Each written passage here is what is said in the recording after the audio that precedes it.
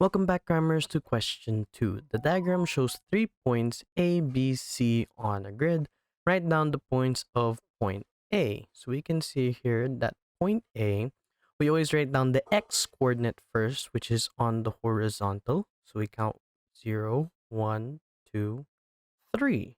So x is 3 and y is the vertical. So we count 1, 2, 3, 4. This is 4. Moving on, write down point B. So point B is over here. Again, we always go on the x-axis. 0, -1, and we go here. So x is -1. And the y-axis is 1, 2. So you simply write 2.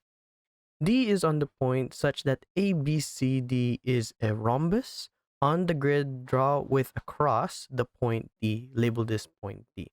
Okay, so a rhombus is another word for a diamond, and a diamond actually has a symmetrical line down the middle. What does that mean? That means the distance from B to A is equal from the distance of A to D. So D will be right over here. I'm gonna erase this, and this is D. Find the coordinates of the midpoint of AB. Okay, now when trying to find the midpoint, we can simply follow the equation x2 plus x1 over 2, y2 plus y1 over 2.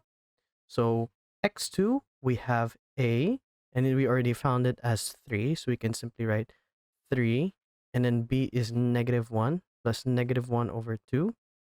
And for y, point A is 4 plus 2 divided by 2. So our final answer is 3 minus 1, which is 2. 2 divided by 2 is 1. 4 plus 2 is 6. 6 divided by 2 is 3. And that's our final answer. Thanks for watching. Cram, then scram.